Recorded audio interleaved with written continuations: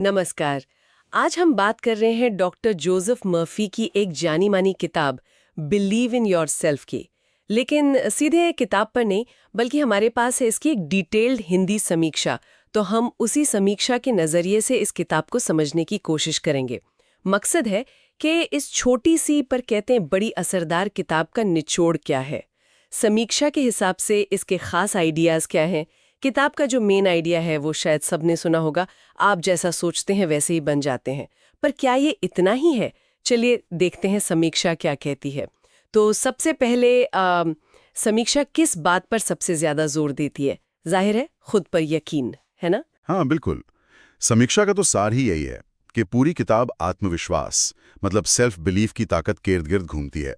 Murphy का तर्क, जैसा समीक्षा बताती है, वो ये है कि अगर हमें खुद पर, अपनी काबिलियत पर गहरा अटूट विश्वास हो तो जो नामुमकिन सा लगता है वो भी हो सकता है।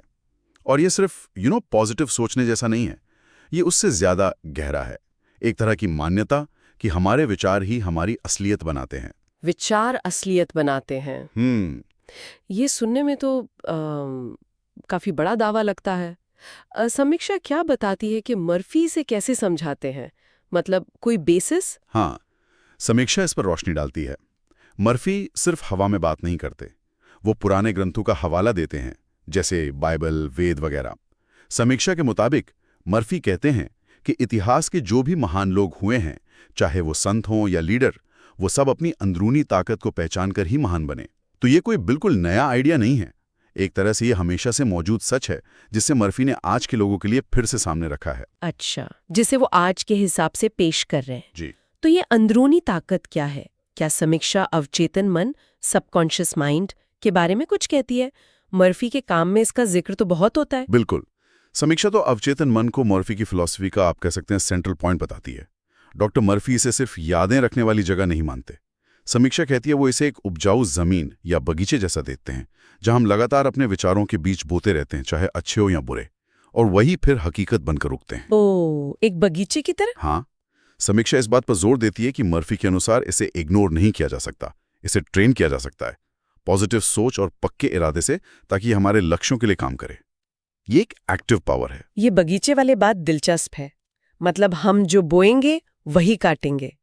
अच्छा, और समीक्षा ने किताब के आध्यात्मिक स्पिरिचुअल एंगल के बारे में क्या बताया? आपने ग्रंथों का जिक्र किया था। हाँ, समीक्षा बताती है कि किताब का आध्यात्मिक पहलू काफी मजबूत है। मर्फी मानते हैं कि ईश्वर या कोई हायर पावर वो कहीं बाहर नहीं, हमारे अंदर ही है, और खुद पर विश्वास करना असल में उसी अंदरूनी डिवाइन पावर से कनेक्ट करने का तरीका है। समीक्षा के अनुसार मर्फी ने यीशु, बुद्ध, कृष्ण जैसे महापुरुषों के उदाहरण भी दिए हैं कि कैसे उन्होंने सिर्फ विश्वास और आत्मज्ञान के दम पर बड़े बड़े काम किए। तो मतलब सेल्फ बिलीफ सिर्फ कोई साइकोलॉजिकल ट्रिक नहीं है, ये एक स्पिरिचुअल प्रैक्टिस भी है। हाँ, मर्फी के नजरिए से तो यही है, जैसा समीक्षा बताती है। ये तो हुई पॉजिटिविटी और अध्यात्म की बात। लेकिन जिंदगी में हमेशा सब अच्छा तो नहीं होता। क्या समीक्षा बताती है कि मर्फी नेगेटिविटी से कैसे डील करते हैं? हाँ, ये बहुत जरूरी पॉइंट है जो समीक्षा उठाती है। मर्फी सिर्फ अच्छी सोच के फायदे नहीं गिनाते, वो नेगेटिव विचारों के खतरों के बारे में भी उतनी ही सख्ती से आगाह करते हैं। समीक्षा बताती है कि मर्फी का तर्क है कि डर, शक, सेल्फ डाउट, ये सब हमारे आत्मविश्वास को दीमक की तरह खा जाते हैं। और क्योंकि जैसा हमने कहा, अवचेतन मन अच्छे बुरे में फर्क नहीं करता, वो इन नेगेटिव विचारों को भी हकीकत बनाने में लग जाता है। अगर हम लगातार सोचते रहें कि हम फेल होंगे, तो मन हमें वैसे ही रिजल्ट देगा। तो ये एक दोधारी तलवार हुई। ओके। अच्छा, क्या समीक्षा में ये भी बताया गया है कि लेखक अपनी बातें साबित करने के लिए क्या सबूत देते हैं? क्या सब थ्योरी ही है? नहीं, समीक्षा कहती है कि किताब सिर्फ थ्योरी पर नहीं है, इसमें असल जिंदगी की कहानियां हैं, लोगों के अनुभव हैं जिन्होंने मर्फी के प्रिंसिपल्स अपनाकर कुछ हासिल किया है। और जैसा पहले कहा, बाइबल के कोट्स भी हैं। समीक्षा लिखने के स्टाइल की भी तारीफ करती है, कहती है कि भाषा सरल है, सीधी है और पढ़ने वाले को प्रेरणा देती है। मुश्किल बातें भी आसानी से समझ आ जाती हैं। सुनने में तो ये सब बहुत अच्छा और फायदेमंद लग रहा है, पर क्या समीक्षा सिर्फ तारीफ ही करती है या कुछ कमियां भी बताती है? हाँ, एक अच्छी समीक्षा की तरह इसमें कुछ क्रिटिकल पॉइंट्स भी हैं। समीक्षा के मुताबिक कुछ लोगों को ये किताब थोड़ी ज्यादा स्पिरिचुअल और कम प्रैक्टिकल लग सकती है। अच्छा, मतलब एक्शन लेने के स्टेप्स कम हैं। शायद कुछ लोगों को ऐसा लगे। दूसरा, जो धार्मिक रेफरेंस हैं, खासकर बाइबल वाले, हो सकता है वो सबको पसंद ना आए। अलग अलग बैकग्राउंड के लोगों को शायद वो उतने रिलेटेबल ना लगें। और एक और बात जो समीक्षा उठाती है वो ये कि कुछ सोल्यूशन थोड़े जनरल लग सकते हैं। मतलब अगर किसी की प्रॉब्लम बहुत कॉम्प्लेक्स है तो शायद ये जवाब थोड़े सिंपल लगें। ये जरूरी पॉइंट्स हैं ध्यान में रखने वाले। तो इन आलोचनाओं के बावजूद अगर हम समीक्षा का निचोड़ देखें तो इस किताब से पाठक को क्या मिल सकता है? मेन फायदे क्या हैं? फायदे भी कई गिनाए हैं समीक्षा ने। सबसे बड़ा तो जाहिर है सेल्फ कॉन्फिडेंस बढ़ना। ये एक पॉजिटिव नजरिया बनाने में मदद कर सकती है। डर और इनसिक्योरिटी से लड़ने की हिम्मत दे सकती है। अपने गोल्स को पाने के लिए एक नई एनर्जी मिल सकती है।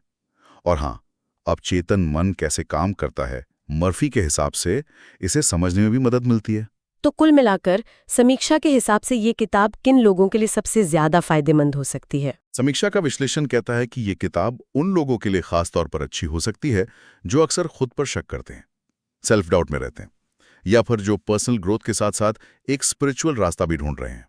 ये दिखाती है कि कैसे मर्फी के अनुसार विश्वास सिर्फ एक फीलिंग नहीं बल्कि एक ताकत है जो जिंदगी की मुश्किलों से निपटने का नजरिया बदल सकती है, शायद उन्हें आसान भी बना दे। बहुत बढ़िया। तो हमने इस समीक्षा के जरिए देखा कि बिलीव इन योरसेल्फ, आत्मविश्वास, अवचेतन मन की ताकत और एक गहरे आध्यात्मिक नजरिए पर टिकी है। हाँ, बिल्कुल। और ये सारी बातचीत एक दिलचस्प सवाल पर लाकर छोड़ती है, जिस पर शायद सुनने वाले भी सोचना चाहें। क्या विश्वास सिर्फ एक दिमागी हालत है, एक तरह का प्लेसिबो इफेक्ट, या फिर जैसा डॉक्टर मर्फी इतने जोर से कहते हैं, ये वाकई असल में एक ऐसी ताकत है जिसमें हमारी बाहरी दुनिया, हमारी हकीकत को बदलने की क्षमता है? सोचने वाली बात है।